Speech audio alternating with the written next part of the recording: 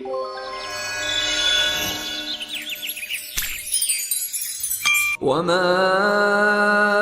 أَرْسَلْنَاكَ إِلَّا كَافَّةً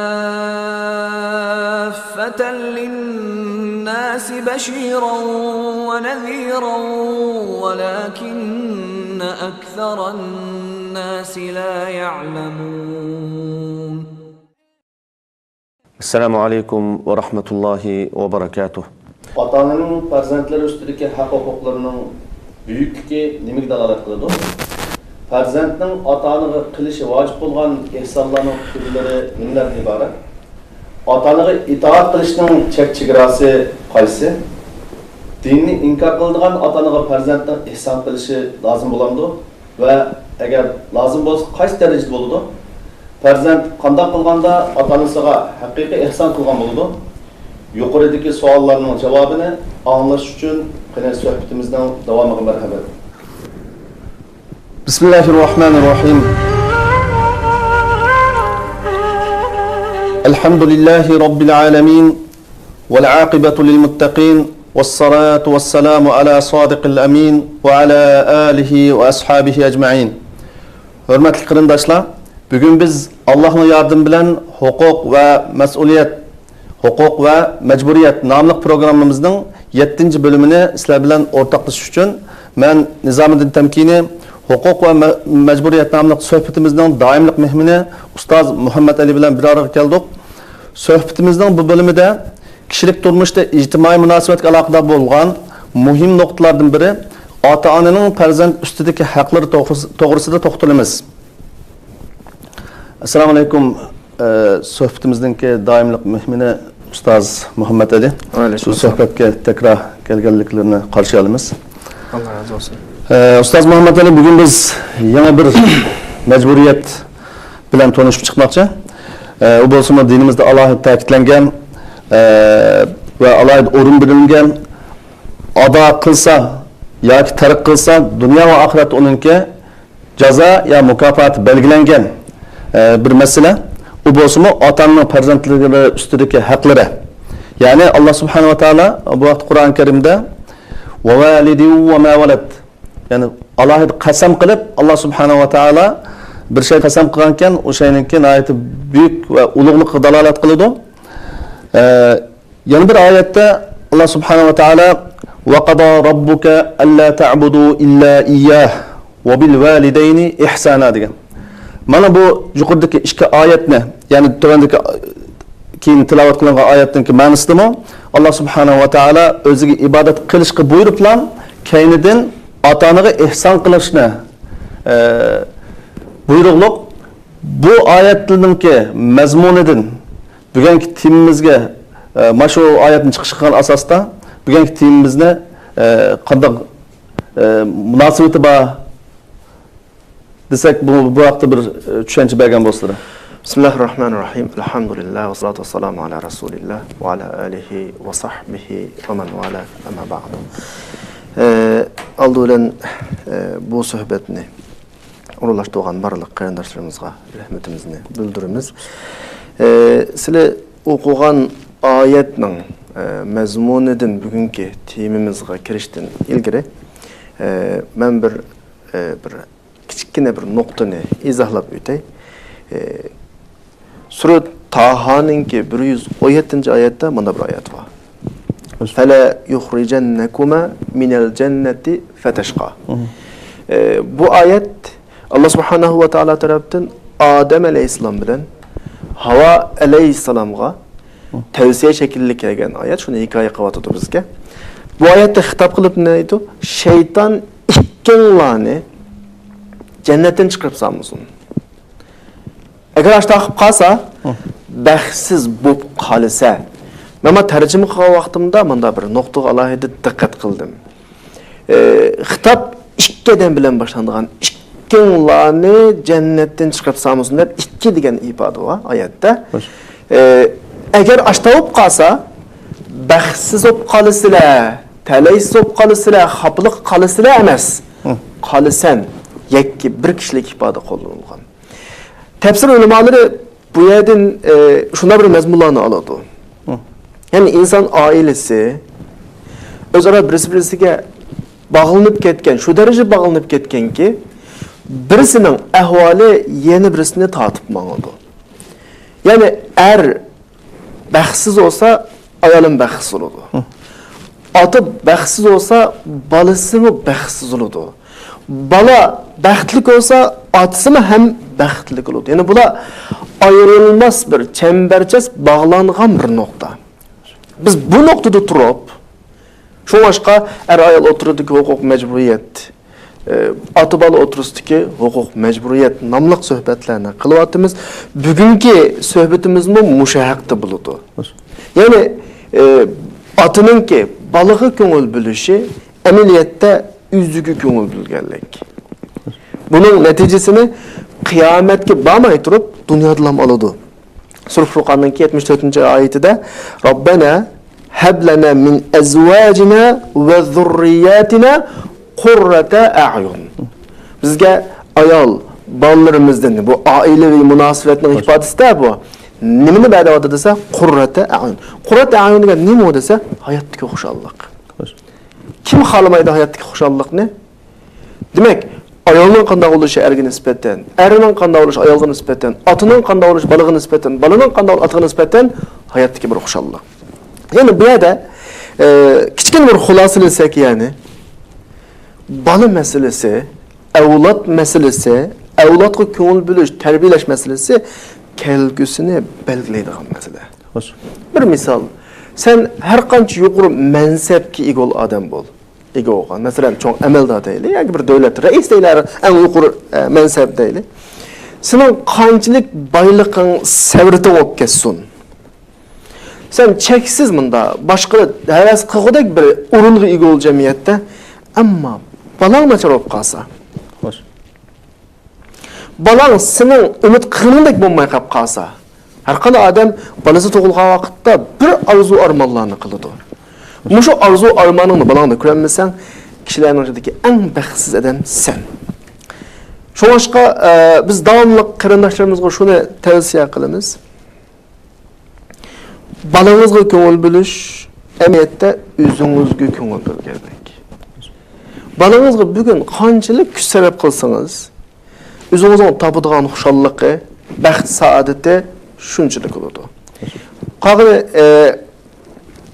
qarindoshlarımızın o'ziga havola. Dünyada ata-onani xushal qiladigan balasining ko'ngildagidek salih bo'lishidan ortiq ish yo'q. Bir ona o'zining eng salih ekanligini ko'rganida u onaning xushalligidan ortiq nima bo'lmaydi, xushallik bo'lmaydi.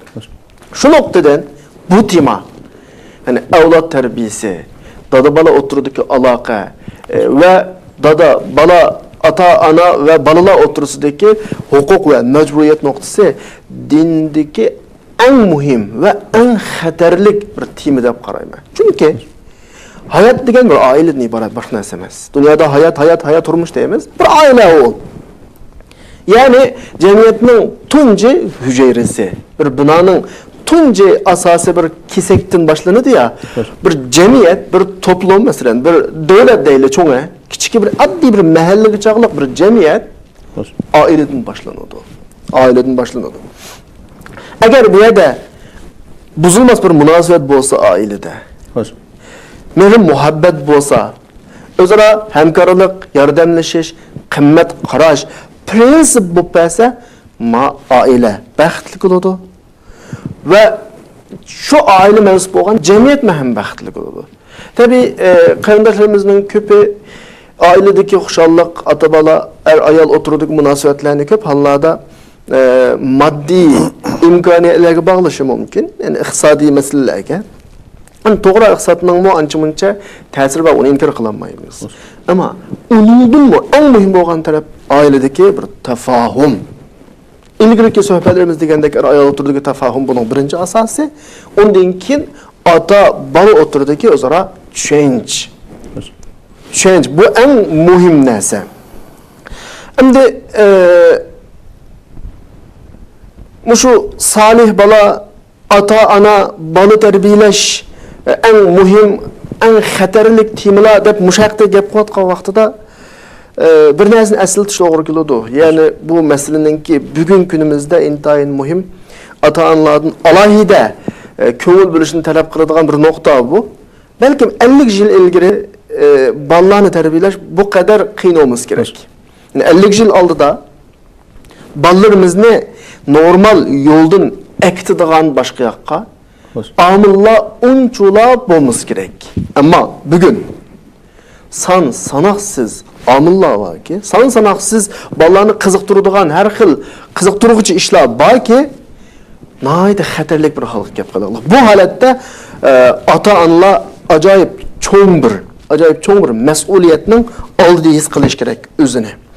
Ana shunga o'lcham bekitish to'g'ri kelib qolsa, masalan bir narsani o'lchov bilan ifodalasak, 50 yil ilgari bolalarni tarbiyalashga bir odam 10 daraja kuch sarf qilish yetarli bo'lsa, bugungi kunda bolani tarbiyalash uchun, oilani tarbiyalash uchun 90 daraja kuch sarf qilish mencha yetmaydi. Ya'ni inson o'zining butun toqatini o'rtaga tashlash kerak men bugungi kunda. Bugungi kunda bir odamning dada bo'lib qolganligi bir normal dadlik emas. Bir odamning bir ayolning ona bo'lganligi normal onlik emas. Balki dadılıkning o'zi bir hayot vazifasi, onalikning o'zi bir hayot xizmati. Büyük bir vazifa bu. Yani kelgusini yaratadigan bir vazifa. Hergiz balansının qınından bo'lgan balang olib qilish yetmaydi bugungi kunda. Agar shu nuqtaga diqqat qilmaganida, oilada bir qimmat qarash, dadaning tarbiyasi, dadaning oxirgi ko'zlagan bir nishonni belgilab qo'yib, oilasini shu tarafga apmangish bo'lmaganida, sen balangsining qinidan tug'ilgan bola bo'ldi xolos. Balangning jismi sana oid bo'ladi. Yani cismen balangsini oldu, ama balangning kallasida başka adamning balası oldu. Yani onun kallasida sende yok idealar oldu, sende yok fikirler oldu. O kelgüste mening balam demeydi halat gelse. Yani sen mandat etken vakitte tini senin tınında söyleydiğin başkalarının balasını bakkan bulursa.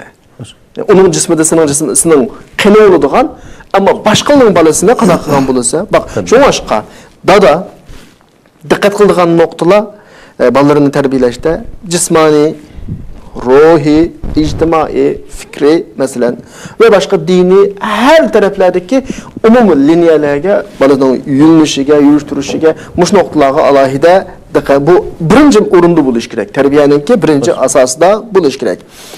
Yana muş noktada men qistirib qo'ydigan bir nokta bir gap bor, yo'q narsani bilmaydi shu inson. Bu noktadan bir dadomoqchi odam bir to'y qilib ayoli shunda homildor bo'lgan kundan tortib kishi shuni bilish kerakki, men mushu bola yaga tushgan birinchi kundan tortib nima ish qilaman. Menda hozirlik bormi shunga nisbatan. Bolamning kelgusida men o'ylagandek odam bo'lish uchun men uni uyg'otishim kerak dadil sifati bilan. Menda shu narsa bormi yo'qmi? Bu nuqtalarni dada old bilan o'ylash kerak ekan, o'zini avval yetildirish kerak. Ondan keyin ashu yetildirilgan balasi orqali o'z umid qilgandek millati taraqqiy qiladi, vatani taraqqiy qiladi, dini qanday qiladi, taraqqiy. Bu nuqtalarning hammani avvalda tushunish kerak. Davlat hukumat balasiga nisbatan, millat hukumat, vatan hukumat, ijtimoiy, diniy, ruhiy jihatdagi butun taraflarni hozirlash uchun avvalda shu narsalar hazırlangan bo'lish kerak. Boshqa ya'ni yo'q narsa bilinmaydi birisi-birisiga. Hech kimga yo'q narsa bilinmaydi. Shu boshqa dadlar qiladigan tavsiya bu haqda bolalarga xizmatiga qanchalik ko'ngil bo'lsa, tijoratlarga qanchalik ko'ngil bo'lsa, boshqa sohaga qanchalik ko'ngil bo'lsa, bundan texmo ko'p vaqt ajratish kerak. Bundan texmo ko'ngil bilish kerak. Ya'ni bu dada bola o'tiridagi haq, huquq, majburiyatninki dada tarafdan boshlanadigan noktası. Bu da taraftan başlandığı noktası. Şimdi sohbetimizden asaslık demesek kirsek mazmunu var. Yani yukarıdaki ayetni çıkış kılan asasta bu sohbetimizdenki 3 noktada toxtalıdığan bulduk bugünkü sohbetimizde. Biri atanın ki farzandlar üstündeki hakları, ikincisi yaxşılıkның türleri, yani atanaga kılındığan yaxşılıkның türleri. Üçüncüsü farzand atanaga qandaq ihsan qıldı, yaxşılık qıldı degan söhbet boludu. Endi yuqorida biz ve qada rabbuka alla ta'budu illa iyyah ve bil validayni ihsana degan oyatni o'qib o'tgan bo'ldik. Bu yerda Allah subhanahu wa ta'ala o'ziga ibodat qilishga buyuriblam keynidan bu bir bağlash harfi bilan ota-onaga ihson qilish degan narsani davom qilganlik oyatdan. Buni qanday tushunamiz? Evet, ayet Sure İsra'nın 23. ayeti. Hoş. Ayette Allah'ın bir hükmü bayan kılındı. Hoş. Bu hükmün birisi insanın Allah koygan kulçılığı. Yani bendeçilik Hoş. ifadesi. İkincisi ata-anaga yaxşılık kılış. Allah muşun hüküm kılıyordu ayette. Silimin hazır davatkan nokta ne mi dese Arap til kaidelerindeki Hoş. derecesi o'xshash ikki narsani ifodalashda qo'llaniladigan bog'lash harfi bu. Ya'ni bu yerda ikki masala Allohga qulchilik qilish ma insonning. Ota-ona yaxshilik qilish o'xshash bir darajada ifodalanadi. Men buni demoqchi yani. Ha. Ya'ni ota-onaga yaxshilik qilishni Alloh o'ziga bandichilik qilish, qulchilik qilish, ibodat qilish darajasiga ko'tarib ifodaladi oyat uchun. Sabab nima? Bunu sorun. Nima sebepten bunu Çünkü- Allah subhanahu wa ta'ala o derecede yuqur ko'tardi yani. İnsan Allah yarattı. Bu noktadan insan Allah'a ibadet kıldı. Hoş. Ve yaratışının sebebi kim o? Ata-ana. Ve bu noktadan ihsan kıldı. Bu derecede yani ikisi o'xshash bir derecede muamele kılındı. Adette insan hemmeden burun o'ynashga tegishlik, shu etishga tegishlik 3 cho'ng ne'mat var. Birisi yaratış ne'mati. Birisi yaratılıp bo'lgandan keyin inson mush dunyoda yashaydigan normal ehtiyojning ta'minlanish ne'mati. Üçüncüsü dunyoda ishlarining to'g'ri yo'nalishda ketishi. Bu 3 xil ne'mat var. Şu inson nomi bilan atalgan bir sura insonda bir sura var Qur'onda. Mush oyatning birinchi oyati insonning aslida yo'q narsa ekanligini tilga oladi. Hal ata alal inson Haynun mined dehri lem yekun şey'en mezkura. İnsan degan narsa yo'qdi dunyoda. Bunun o'zi inson bir o'ynashga tegishlik, bir rahmat aytishga tegishlik, tashakkurini bildirishga tegishlik bir ne'mat. Masalan, qo'limizga bir kitobni olib, bunda nashr qilingan vaqtiga qarasak, 1980-yilda nashr qilingan deb ko'rsam, masalan, vaqti men yo'q. İnsan ma'noqda turib o'ylanib baqish kerak. Men yo'qdim ilgari debchi. Yo'qlikdan dunyoga kelganlikning o'zi Hoş.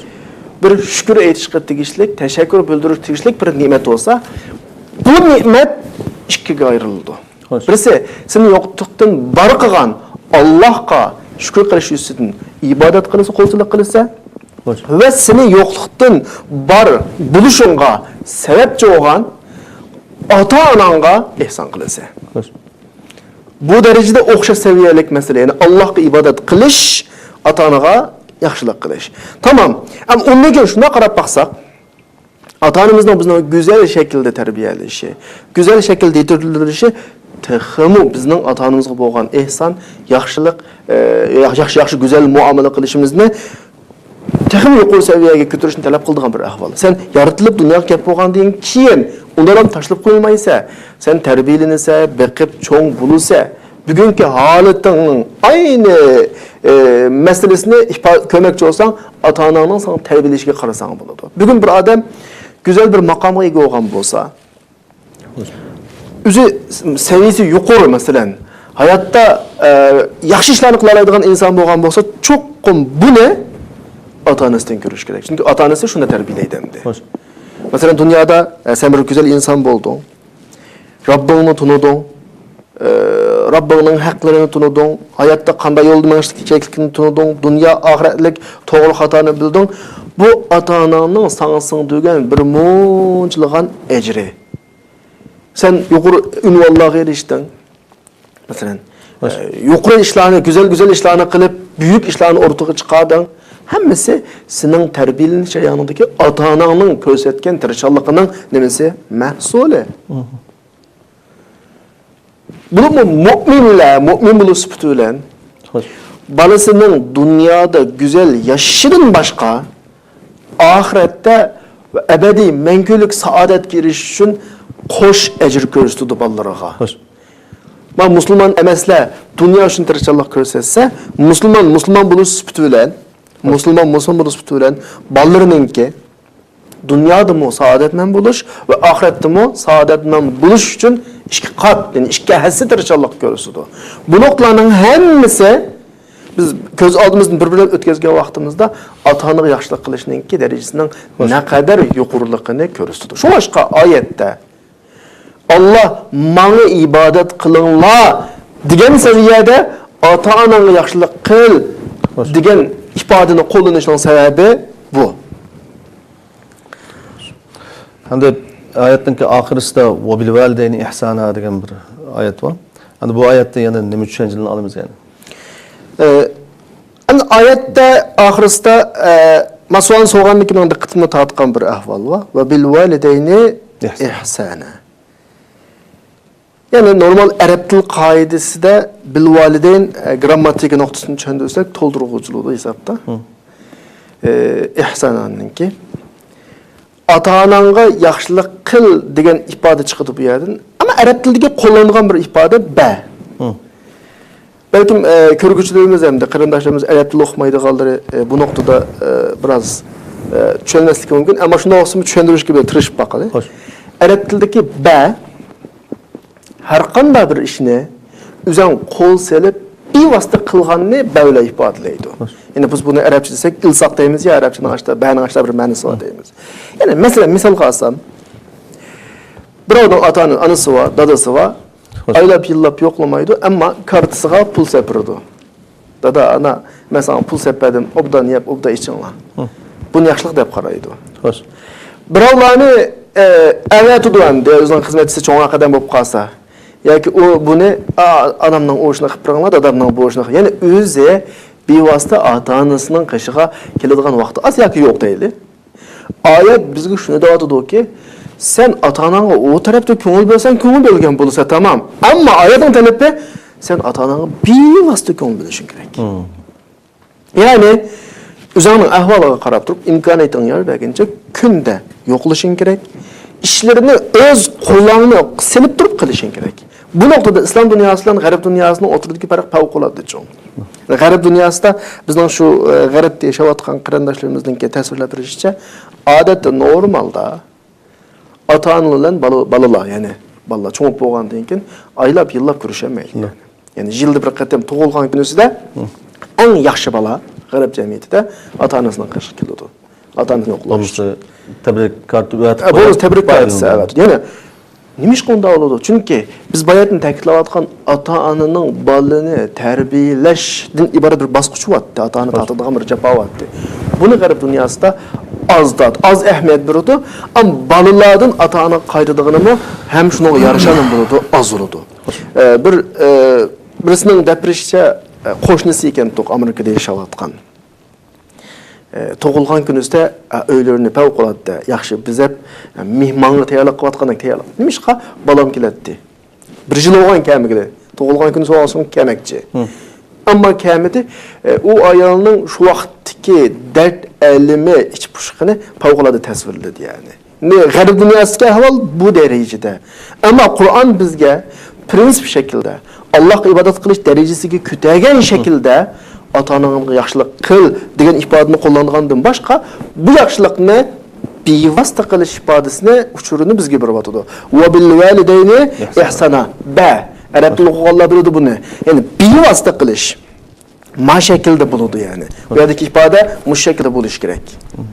Allah razı olsun. Yuqoridagi oyatning mazmunidan ota-onaga ihson qiladigan farzand solih farzand deyilib, o'qigan ishiga dunyo oxiratda dunyoda uningki natijasini ko'rsa va oxiratda buyuk ajrlarga nail bo'lgan bo'lsa, ota-onani qaqshatgan farzand ya'ni cho'ng gunoh ishlagan bo'ldi va uningki tegish jazosini bu dunyodami tortadi va oxiratdami uningki tegishlik jazosini Janob Alloh subhanahu va taolo tarafidan tortadi deb tushunsak bo'ladi endi. Buni nima sababdan desak, Janob Alloh subhanahu va taolo Qur'on Karimda yuqorqi oyatning mazmuniga asosan prinsip darajasiga ko'targan bo'lganlik uchun bunga jazo va mukofot bekitilgan ekan. Bekitilgan yani. Bir gapni bir qo'shib qo'ysak, masalan, mana shu ota-onani qaqshitish va ihson qilish masalasida Alloh subhanahu va taolo mash dunyoning o'zidan buningki farzandga ota-onaga yaxshilik qilgan farzandga mukofotini berdi ekan, oxiratdagidan boshqa naq mukofotini mash dunyoning o'zida hayotiy dunyosida uni ko'radi ekan, qaqshatgan farzandmi uning natijasini mash dunyoda ko'radi ekan. Bu nihoyat muhim bir nuqta ekan. Endi suhbatimizga savol bilan davom qilamiz. Farzanddan ihson sifati yo'qolgan vaqtning o'zida, ya'ni ota-onasiga ihson qilish sifati yo'qolgan vaqtida boshqalar tomonidan ota-onasining la'nat yoki til aqoratga uchrashiga sabab bo'lib qolsa, mushunda ahvol bor jamiyatda. Masalan, palonchining balasi deyiladigan, balasi sababli ota-onasi til aqoratga uchraydi. Evet, shunda.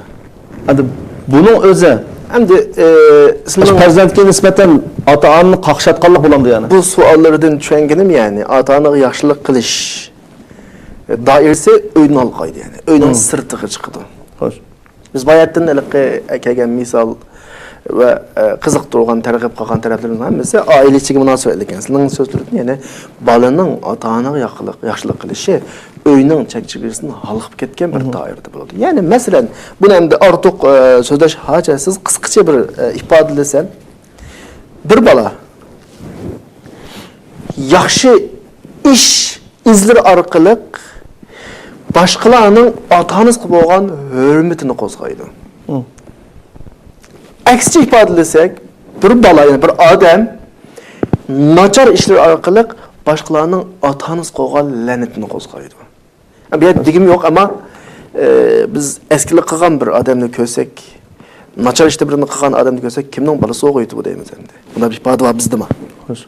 O eshakdan tushgandan ma'o deymiz endi. Asli bu gap toza munosib emas, ammo digim keldi, chunki jamiyatda qo'llanadi bu ifoda. Ya'ni bir odamning qilgan bir eski ishi tuyib qo'ymay boshqalarning ota-onasini tillashiga boradi. Masalan, bir qiz desak, to'y qilgandan keyin oilasida bir ayollik majburiyatini ado qilolmagan. Masalan, misol olsak, uyning tozligini tutolmagan ahvol ostida boshqalar nima deydi? Eshakning ig'lisi yo'qdiganmisan deydi masalan-chi. Yoki uchinchi shaxs shaklda eshakning ig'lisi yo'qdigan bo'g'imdi. Bu deganlik nima deganlik endi? Eshak kim, ig'il kim? Ya'ni u qiz yo'g'nigan shu uyni eshakning ig'lisiga o'xshatdi. Shu qizni tarbiyalagan onani kimga o'xshatdi?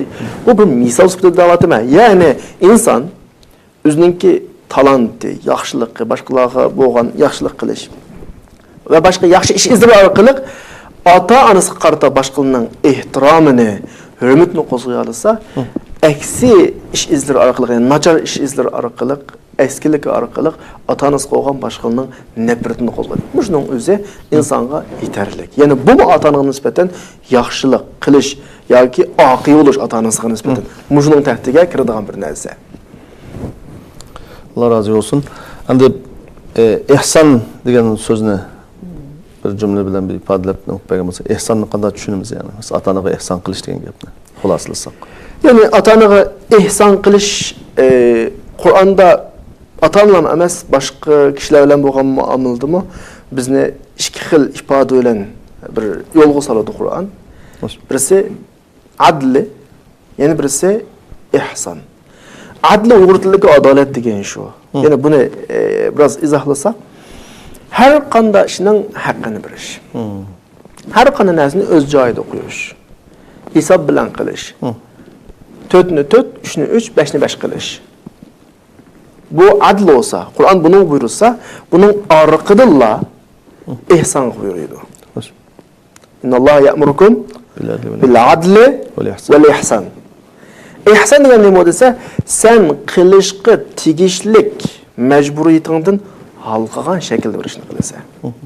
Ya'ni ota-ona babiga kelgan vaqtida sen men ishni joyida qilsam bo'tdi deb o'ylasan, uning joyidan oshirib qilasan sen uni. Majburiyatingdan qana qilasan, oshirib qilasan. Qilishga tegishlik ishingdan oshirib qilasan. Ya'ni ota-onaga yaxshilik qilish, ularga davomli endi bo'lishing sening majburiyating, ammo aşırıp kılışın özü bu ihsan. Bu ihsan. Bu talep kılınatqını bu. Ata-ana babida ayrılıp talep kılınıqlıq. Normal insanlarga Allah bizni iki kılışqa buyuruydu. El-adli vel-ihsan. Ama ata-anada kılışqa tegişlik şığını kıl demevatıdı Kur'an. Mesela aşırıp kıl demevatıdı. Mesela birovun dadısı yoki ota-onasi farzandga zulm qildi ekan endi. Adil muomala bo'lmaydi ekan. Bu sababli o farzand shu ota-onasiga ihson qilish mecburiyeti o kishininki bir şey gapidan saqt bo'lamdi yani. Yani bu saqt olmaydı yani. Yani dadısı zulm qilgan asosdimi? Asosdimi Allohdan dadasining qalbiga to'g'ri yo'lni selishni tilish kerak. O'zining mecburiyetini ihson babida tutib turib ado qilish kerak. Bu dadasining qilgan xatolik bilan dadasini rad qilishga bo'lmaydi. Dadasidan voz kechishga ham bo'lmaydi. Bu Qur'oni Karimda bizga ifodalanayotgan, bizni buyurayotgan ihson bu. Allah razı olsun. Bizim sohbetimizdeki birinci mazmuni ota-onaga itoat qilish to'g'risida dedi. Endi masalan agar ota-ona kafir bo'lsa, bir farzandningki, bir bolaninki ota-onasi kafir bo'lgan bo'lsa, yo onasi yo dadasi, uningga qaysi shaklda itoat qiladi? Sualning mazmunida, yani ihson qiladi. Sualning mazmunida biraz kengaytayli, ya'ni kafirliklar emas. Mayli kafir olsun, musulmon bo'lsin, ota-ona bolani Allah yaxshi ko'rmaydigan, noto'g'ri, harom ishlarga buyursa degan nuqtada mangdusak savolni. Ota-onaga ihson qilish bizning ustimizga yuklangan majburiyat farz. Ammo har qanday maxluqqa itoat Xaliqqa asi bo'lib turib, Allohga asi bo'lib turib bo'lmaydi. Vaqt itoat qilmaymiz. Ammo itoat qilmaymiz degan gapimning maqsadi ota-onamizga qattiq tegimiz, to'ng tegimiz yoki uningga zarar berib aziyatimiz deganlik emas. Faqat va faqat buyurilgan yomon ishni qilmaymiz. Qolgan jihatda xuddi normal hozir men oldida qanday tushundirgan bo'lsak ota-onaga yaxshilik qilishni shu shaklda muomala qilamiz. Masalan, sura Furqonning 15-oyatida bu haqda alohida ta'limot bor. Va in jahadaka ala an tushrika bima laysa laka bihi ilmun fala tuti'huma va sahibuhuma fid dunya ma'rufa. Oyat hargiz qo'yib qo'ymadi. Davotida oyat eng ig'ir jinoyatni ko'rsatib turib, qolgan jinoyat uning ostida. Ota-onang mana shirk keltirishga buyursa davotida. İslamda bunun artık cinayet yok. En yukarı dereceli cinayet. Muşu cinayet gibi olursa itaat kılma ama güzel muamele kıl. Ve sahibuhuma fi dünya ma'rufa. Bunun biz hem de başka digidek gap yok bir yerde çok. En yukarı cinayet şirk keltiriş. Muşunun buyurgan takdirde mi? Şu işini kılmayımız. Qolgan jihatda normal bolalar majburiyatimizni ado qilamiz, ota-onamizga bo'lgan yaxshilikni qilamiz, bu shaklda bo'ladi. Ammo talab qilgan shu harom ishi uni qabul qilmaymiz. Qolgan jihatda biz ani bahona qilib mening dadam imoni ojiz, dadam fasaq, bunday gapni jiqan oldiqchu biz burullarda. Dadam andaq, dadam mandaq tushunchisi u bu. Dadasi musulmonning gapi ma'qulchu. Hozir mayl mushrikning gapini qilyapti oyat. O'zining musulmon dadasiga u yoki bu sabablik tufaylidan o aradagi munosabatni uzitish, butunlay itoat qilmaslik, ishlardan boshqa ishlardimi? Buni o'ziga bahona qilib olishning o'zi oyatning ro'yiga aslo va aslo to'g'ri emas yani. Telefon keldi. WhatsApp balkim. Alo.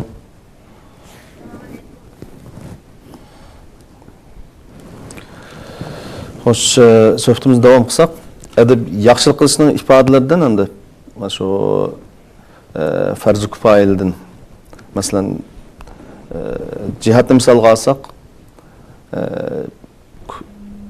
jihat kifoya. Ota-onaningki mana shunday masalalarda ota-onaning ruxsatini olish shart qilinadi. Balkim bu savol orqali biz ota-onaga yaxshilik qilish doirasini texmi aniq ro'shan yuritib berishimiz mumkin. Hatta endi suhbatning oxirida sizlarning so'ragan savolga javob shaklida jihad ikki turli bo'ladi. Birisi farz ayn jihad, birisi farz kifoya jihad. Inson o'zining vatanini, yurtini qo'g'dash uchun kılıngan cihat perzi en cihat oldu. Başka yurtlarga verip mesela başka yurtlarda bulup atkan cihatga mesela çöndüreyim de karındaşlarının düşünüş asan bolsun. Onun tefsilatı var da cihatlar mesela perzi kupay oldu. Hatta cihat en yüksek bir emel ibadet. İslam'ınki en çoksu dep tasvirini dedista. Muşuncular ibadetti mi ata-ananın izni öğrenmeniz gerek. Muşunun özü bizge qanaqa atıdı bunu? Ata-ana yaxşılık qilishninki doirasini biz yoritib turibdi. Bu anda bunda kep qolgan yoki bunda odatdagi deymiz sıradaki deymiz go odatdagi normal ishlar emas. Bu derecede cihat, perzi kupay olgan cihatlarımı da ata-ananınki izni ketidi. Ata-ananın haqqı şunchalik yuqori balın üstüde.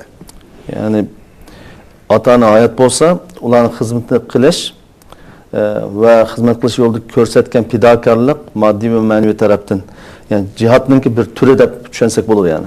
Yani demekçi perzi kupay şekildeki cihatın mı yuqori tasvirlanıptı hadisda. O zaman ata-ananınki vafotidan keyin ular qanday ihson qilindi? Yani ata-ana yaxşılık qilishning bir türü bu mu? Bizning da'vat qilimiz davomli hayat vaqtida qilgan yaxshilik emas, balki vafot topgandan keyin masalan ata-ana qilgan yaxshilikning 5i ata-ananing janoza namozini o'qish masalan. Her namazda ata-anasining gunohining mag'firat uchun duo qilish masalan. Ata-ananingki do'st yoralar bilan bo'lgan munosabatni saqlab qolish. Ata-anasi bergan ahdi va va'dani ijro qilmay ketgan bo'lsa dunyodan uning vakolatini ijro qilish. Degandek ata-anaga munosabatlik ishlarni uning hayotidan keyin qana qilish davomlashtirish orqali tabii ata-anaga yaxshilik qilishni uzluksiz davomlash. Yaxshilik qilish qanaqdir hayoti bilan emas, balki hayotidan keyin yuqorida so'zlagan ishlarga o'xshash yo'llar orqali ata-anaga yaxshilik qilg'ili bo'ladi. Allah razı olsun ustoz.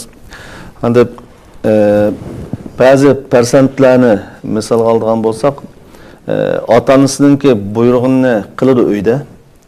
Gapini anglaydi.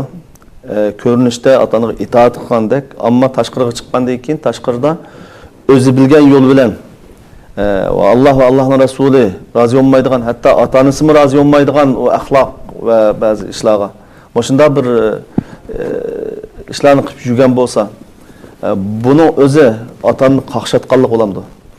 Endi ata-ona biz dersimizning, suhbatimizning başida degandek, balası tug'ilgan vaqtdan tortib, hattoki hamildir bo'lgan dastlabki kunlardan tortib, kallasida balaga nisbatan ajoyib buyuk bir arzu armonlar bilan yashaydi. Buning uchun tirishadi, buning uchun energiya, kuch sarf qiladi, vaqtini sarf qiladi. Tug'ilgandan keyin mayli ana, mayli dada ikki tarafdan shu farzandining go'zal yetilishi uchun kuchaydi, uni o'qitadi.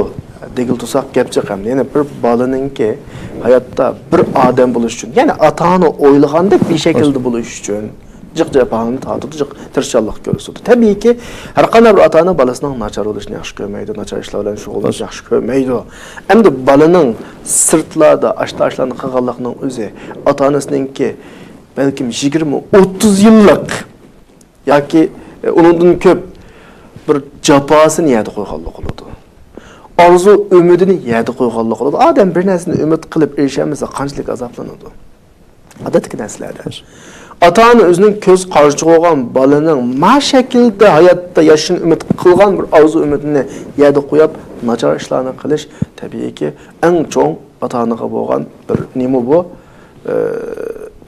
Oqilik yani.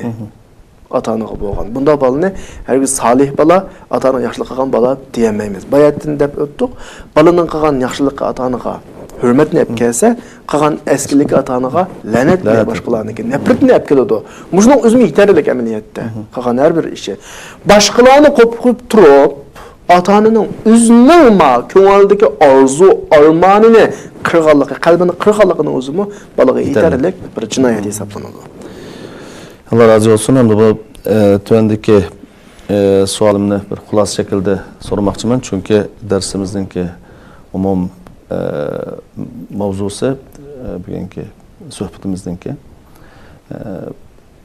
ata-onanınki farzandlar ustidagi haqlari. Yani bunu xulos qilib aytsak, hamda ba'zi ata-onalar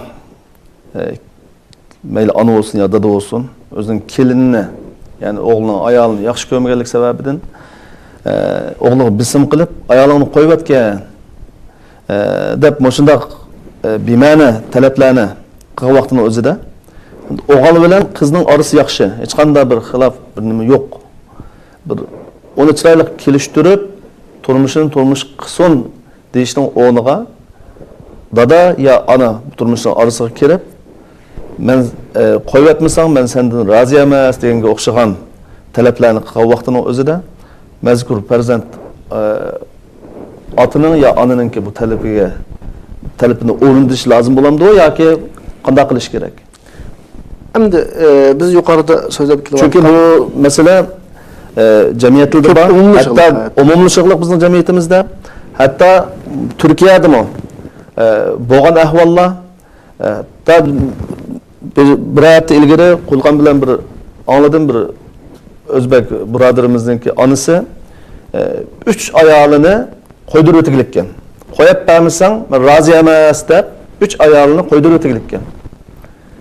Yani 3 qitim yani. 3 qitim. Yani 3 qator o'yilibdi, 3 yil ayol. Bu 4-qitim o'yilish ekan, bu ayoli bilanmi orasi yaxshi emas ekan, yana shunday talabni qilibdi. Men chiroyli nasihat qilib qilgan bo'ldim. Qanday qilish to'g'risida. Bu masala balkim bizningki Uyg'ur jamiyatimizdami, muhojirlar orasidami balkim ko'rilayotgan masala bo'lishi mumkin. Ota-ona yaxshilik qilishning oila ayollik ma'ishlar bilan aloqasi yo'q. Bir ayolni iymoniga ishonch qilib to'y qilding. O ayolda sana qarashlik qilgudek sharikat yo'q. Qimmat qarashni buzgudek sharikat yo'q. Masalan, ijoblanadi, itoat qiladi. Ya'ni Alloh yaxshi ko'rmaydigan bir ish yo'q. Yani sen to'y qilishdan ilgari qanday rozilab olgan bo'lsang, bugunmi shunday rozi. Undan boshqa ish chiqmadi. Qo'yib bergudek bir hech qanday bir sebep yok yani. Muşa ahval aslında ata-onaninki ma ayolini kuvvet diginiga itoat qilish, ata-ona itoat qilish olmaydi. Chunki biz darsimizning o'tirdi deb o'tdik. Ata-onaga faqat Allohga asi bo'lmagan doirada itoat qilamiz. Bu bechoraning gunohi nima? Sen ata-onangning itoat qilaman deb, bir hech qanday gunohsiz biriga zulm qilish haqqing yo'q. Bu asla to'g'ri emas. Balkim ba'zilar bu nuqtada Umar radhiyallohu anhu o'g'lini qo'ydirib o'tgan deyish mumkin. Ammo Umar ayolini qo'yib deyishdi ko'rgan bir sababni sen ko'ralisang tamoman bo'ladi. Masalan, ayoling axloqiy jihatda nachar chiqib qoldi. Sen balkim ayolingni yaxshi to'rang. Ba'zisini sen his qilmaysa, ota-onang his qiladi. Balam ayolingning istildi masala va ya axloqida masala va ya diniy tarafida buning masala va yoki yoki bu degandek rasmiy qanoat qildirolgudek qo'yib berishga sabab bo'lgudek, yarag'udek bir sabab bo'lib qolsa tamam. Unda bo'lgan ahvolda hech qanday gunoh yo'q. Uning mayli dini, mayli oilaviy va boshqa axloq hech qanday jihatda masala ko'rilmagan ahvol ostida ana kelin o'tirisida ko'pincha yuz berishi mumkin bu ahvollar. Anamning ko'ziga sat ko'rinib qoldi, anam yoqdamidi, dadam yoqdamidi degandek bir sabablar bilan uni qo'yib o'tishga aslo bo'lmaydi. Bu itoat dada masalan sendan mashina qilib kizni itoat qilishing kerak. Paloniyaga berib kel, kizni itoat qilishing kerak. İtaat Allah çekilmegen, haram bo'lmagan, halal dairede buludu. Ama birovlarga zulm qilish keskin haram. O ayolini qo'yib desa, qo'yib etish asla to'g'ri emas. Bunda bir misol var. Sahabalardan birisi Sa'd radhiyallohu anhu shunday hikoya qiladi. Sa'd radhiyallohu anhu musulmon bo'lgan vaqtda onasi Sa'd radhiyallohu anhuga favqulodda besim soladi. Ya sen Muhammed kafirse inkar kılsın. Lakin men tamak yemeyi, açlık ilan kıldı da ölüme dedi. Sa'd radhiyallohu anhu şu vakitte qanday ifade bildirdi? Ana, senin 100 canın olup, sen tamak yemeyi, canın birden çıkıp ketkenini kösemma, men Muhammed'e inkar kılmayım. Sallallahu aleyhi ve sellem. Halısan ye, halımısan yeme dedi. Anası ahırsı iyiydi. Bir güzel bir misal bulalaydı bizge. Yani natoğru işlarda atanın itaat kılış olmayın. Ama itaat kılmaslık bilen birge biz şunu ta'kidlaymiz ki yine mulayim buluş gerek. Her qanday ahval aslida ata-onaga qattiqlik qilish qolmaydi deb o'tdik. Hatta Allohga sherik keltirishga burisimi canım ana, canım dada onun itaat qilolmayman, xafa manglam. Qolgan jihatda sen güzel muomala qilishing kerak. Qur'onning yo'li yo'q bu. Qur'onning yo'li yo'q bu. Sanki qissa qaraydigan bo'lsak, ya abati, hurmat bilan dadajonimda turib gap qildi. Ha, dadam masalan. Dadacım biz aşağı ifadeler ebedi Arap tildeki nayet bir xil hürmet ile işletiyordu. Çünkü davatqınımızdaki Allah bizni yaratgan bolsa, bu cihette büyük bir nimetke teşekkürümüzü bildirgen bolsak, şu yaratışının sebebi soğunu ata-anamız. Bizning bu holat kelishimizga sabab bo'lgan ota-onamiz. Bu jihatda biz ota-onamizni asla voz kechmaymiz. Meni kim bo'lib kelsin ota-onamiz? Mushrik bo'lsin, Yahudi, Hristiyan kim bo'lib kelsin? Faqat meselenin doirasini bilib olsak, aşu buludu. Yani itaat qaysi dairede buludu. İtaat qilmaslik qaysi dairede buludu. Men itaat qildigan qilmaydigan ahvolda ata-onamizga bo'lgan hurmat yo'qolmaslik kerak, ehtirom yo'qolmaslik kerak, muloyimlik yo'qolmaslik kerak, ularga doq qilish qolmaydi. Fala taqul lahuma uffin. Ularga hatta deydigan azroq sıraydigan hatta egri kelganlikni ifodalaydigan Maştam demse degandek bir ifodalarni qanday qilmaslik kerak, qo'llanmaslik kerak. Allah razı olsun. Bu yuqoridagi savolni xulosalasak, agar qanoatlanarlik shar'iy bir sabab bo'lmasa, o'g'il yuqorqidagi talablar ostida ota-onaninki talabini o'rinlamaslik kerak. O'rinlamaslik kerak. Chunki bir tarafga zulm qilib turib, yana bir tarafga itoat qildim degan olmaydi. Allah razı olsun. Hurmatli qarindoshlar, huquq va mas'uliyat namlı programımızda 7. bölüm bo'lgan ota-onaninki farzandlar ustidagi haqlar to'g'risidagi suhbatimizni ishada oxirlashtirman. Bu programmani ko'rgan va tarqatgan va filmga olgan va montaj qilgan Uyg'ur media xizmat guruhiga rahmatimni bildiraman. Allohdan ularga dunyo va oxiratda yaxshilik tilayman va shuning bilan birga bugungi suhbatimizningki qimmatli mehmoni ustoz Muhammed Ali'ga Cenab-ı Allah'tan rahmet ve mağfiret tileymen. Hammalarını ulug' Allah'a tapşırdım. Keyin qitimki suhbatimizda ko'rishguncha aman bo'linglar. Assalomu alaykum va rahmatullohi va barakatuh.